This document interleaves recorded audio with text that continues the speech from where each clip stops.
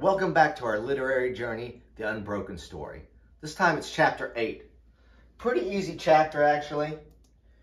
This chapter was a lot about the foreshadowing of how dangerous the bombing missions are, how massive the Pacific Ocean is, the different threats, whether mechanical failures or being attacked by the Japanese Zeros.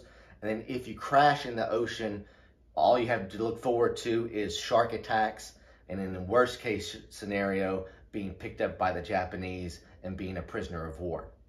So, pretty easy chapter. First thing I want to do is visualize actually how massive the Pacific Ocean is.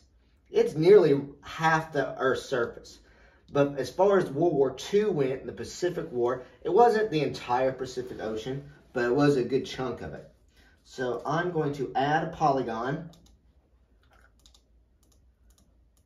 and draw a polygon around the portion of where they were doing bombing missions at that time. Call this Pacific Ocean. Make it a color, maybe like green, and outline it in black. But that portion of the ocean, if you go to the measurements tab, the area is almost 12,000 square miles in area. So if you had crashed into this, somewhere in this, the odds of being found are next to none. Also, what happened, I want to visualize the Japanese Zero right here, Japanese fighter jet that shot down many bombers. And then this picture here, which was from the movie and showing shark attacks circling one of the rafts. Now in this case, the chapter was mostly not in a specific place. So I'm just going to add a photo. I'm going to make this the Zero and show that there. And then the next one, I'm going to add another photo.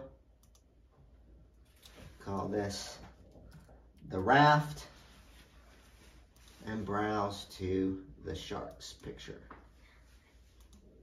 Now what I'm going to do is put these in radio buttons so they're not all displayed at once. Show contents as option radio buttons. And now I can go from the Pacific Ocean, the Japanese Zero,